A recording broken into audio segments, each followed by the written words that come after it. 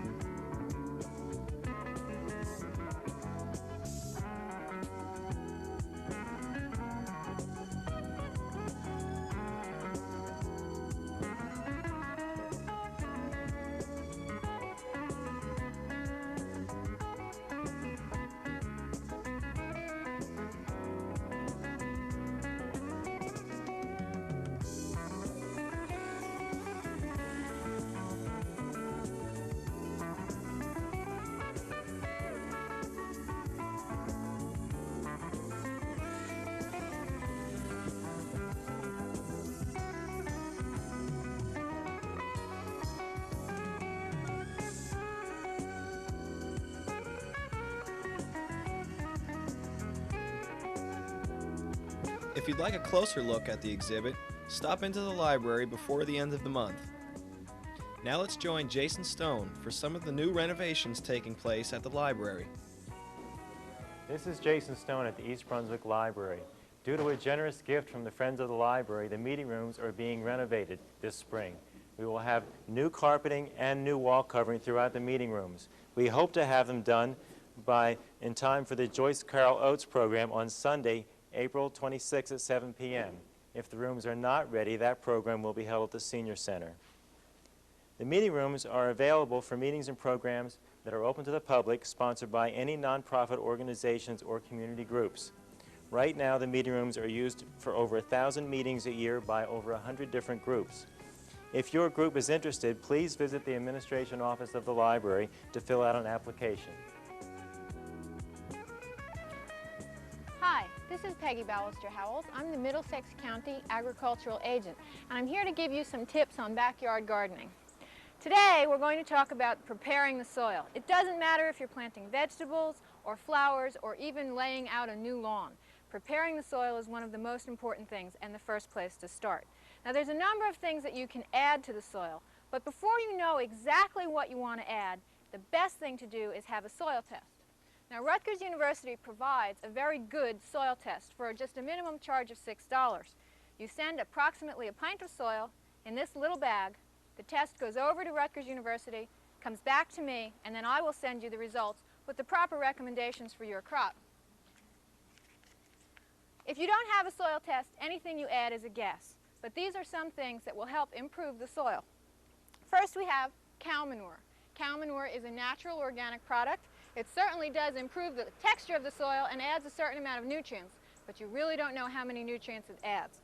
Topsoil can improve the quality of your soil, but just improving your own soil without adding any topsoil may be just as good.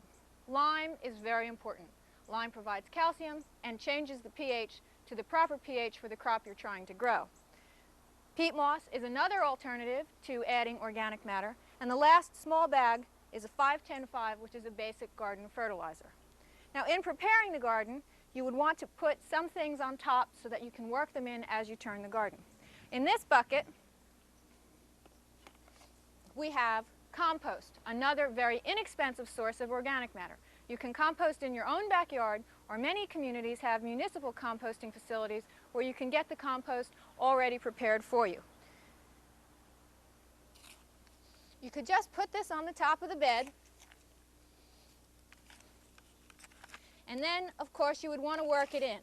It's best to work it in to a depth of at least 6 to 8 inches because that's where the roots will grow. We're going to make a raised bed here. A raised bed has a number of advantages. One advantage is that it allows for better drainage. The other advantage is it allows for deeper root penetration. And in small areas, you can then plant closer together. So we've added a little bit of compost in this area. We're going to add a little bit of lime just to be on the safe side. Your desirable pH for vegetables is between 6 and 6.5. And a small amount of fertilizer. Now, when you add fertilizer, you want to side dress again in mid-season. Generally, you would side dress mid-season for each crop. So for an early crop, you would be side dressing probably in late spring. For a summer crop, you would be side dressing probably the middle of the summer. We're going to turn this bed over now, and then we're going to show you the finished product.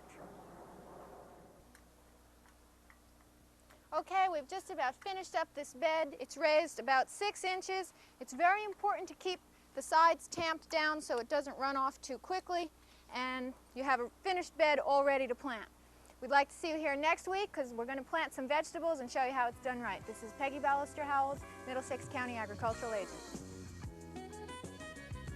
Hi, I'm Dolly Baster with Arts Update for this week, and I wanted to remind all of you out there that Peter Maxwell's Ballroom Dance Theater will be appearing at the Middlesex County Votech High School on Ruse Lane in East Brunswick this Saturday night, April 25th at 8:30 p.m. And I'd like to tell you a little bit about the Peter Maxwell Ballroom Dance Theater, if I may. I have been negotiating as arts coordinator for over a year to bring them here. They are an international company, and if any of you have ever watched Channel 13 and have seen the International Professional Ballroom Dance Contests, the troupe was made up of the winners of these. It's an absolutely fantastic troupe.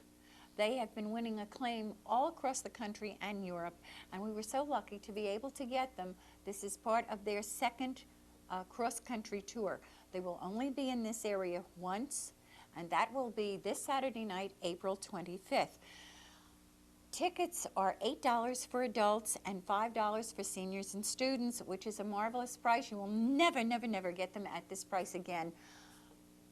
We have been fortunate to be funded by the Mid-Atlantic States Consortium, and this is the reason for the low cost in tickets. But I'd like to read you just a smidgen, if I may, about this troupe. It said, audiences around the world have been packing houses to see the Peter Maxwell Ballroom Dance Theater. Their program includes ballroom and adagio dancers doing the quick step, tango, rumba, waltz, and jitterbug. They are lavishly costumed in slick evening wear, glitzy rhinestone chiffon, ostrich feathers, military clothes, and 40s dresses with music that ranges from Gershwin to Strauss. Now, what better way could you take the entire family for a marvelous treat on a Saturday night? For tickets, you can call my office up to Friday afternoon at 5 o'clock, and the number there is 390-6825, and I'd be happy to put them aside for you, or show up at the box office on Saturday evening. And that's at the Votech High School, Ruse Lane, East Brunswick, New Jersey. I'll see you there. Take care. And now for Health Facts with host of Let's Talk Health, Ken Shalhoub, and the director of the Laurie Imaging Center, Dr. Reuben Mesrich. We're speaking with Dr. Reuben Mesrich, director of the Laurie Imaging Center in New Brunswick. Dr. Mesrich, thanks for being with us. Thank you for having me. Tell our viewing audience, what is the Laurie Imaging Center? The Laurie Imaging Center is a joint effort at the Robert Wood Johnson University Hospital and St. Peter's Medical Center. It's an imaging and research center. We use a device, a system called a magnetic resonance imaging system, which is based on a combination of large magnetic fields and smaller radio waves to generate remarkably clear pictures of the insides, the organs of people, and how they change with disease. Mm-hmm. When did the facility open? The facility opened on February 4th and has been happily in constant operation since. We treat a variety of diseases, or diagnose, image a variety of diseases, mostly at the moment related to the brain, the spinal cord, although we do some imaging of the abdomen, the heart, Mm-hmm. the pelvis. And this is a non-invasive method? Absolutely non-invasive. The patient would lie on a reasonably comfortable couch, is slid into the center a tube of a large magnetic system. The system itself is about 8 feet high. The tube is about 3 feet wide.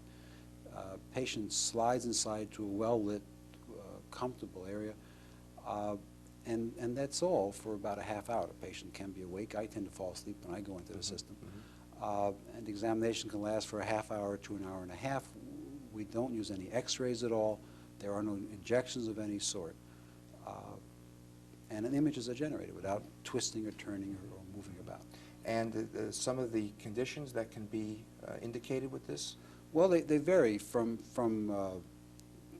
tumors to multiple sclerosis to infection to discs, either the cervical spine or lumbar spine, to abnormal fluid collections, follow-up of a stroke or of a bleed. It is not at the moment used for acute or emergency studies, but it is a very nice examination for following the progress of treatment of these diseases. Well, I wish you a lot of luck with the program. Thank you very much. We've been speaking with Dr. Reuben Mesrich, director of the Laurie Imaging Center in New Brunswick. I'm Ken Shalhoub for Health Facts. Hello, I'm Adrienne Eisner, Director of the East Brunswick Consumer Affairs Office. Consumers celebrate the Constitution. That's the presidentially proclaimed theme of this year's National Consumers Week. As consumers, we are indebted to the Constitution.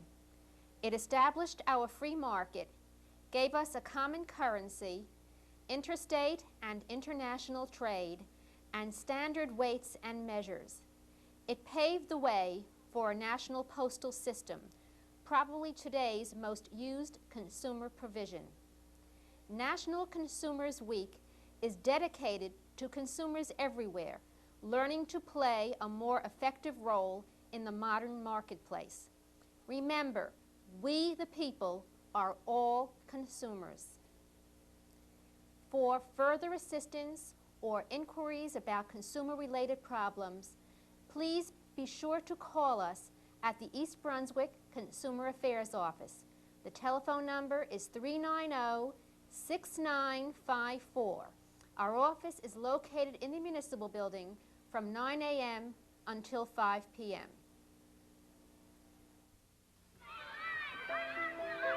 Sharing ideas and talking with friends are things we take for granted.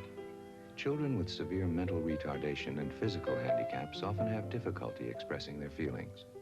But thanks to new teaching methods and the adaptability of personal computers, these children are communicating in ways never thought possible. Toys are adapted with special switches that also connect to a computer. When the children press a switch, the toys react. They begin to learn cause and effect relationships.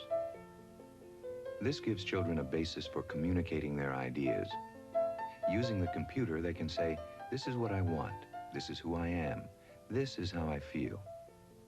They can express themselves and know that other people understand. Personal computers are bringing new methods of communication and learning to children with multiple handicaps. For information on services to help mentally retarded children lead rewarding lives, contact the Association for Retarded Citizens.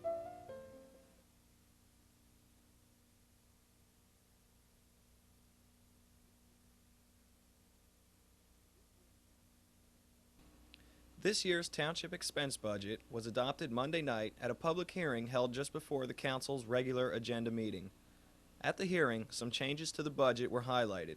Council President Russell Walker said the approved budget was a bit tighter than what Mayor William Fox had requested. What we have tonight represents a slight cut in the budget that was handed to us by the mayor as the administration's budget. The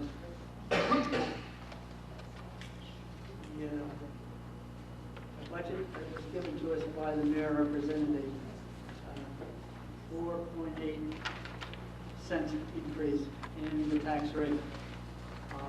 Since that time, the changes have been made. It makes it a 4.5 increase in the tax rate, if my numbers are correct. So it represents a slight reduction of the budget that the mayor gave to us.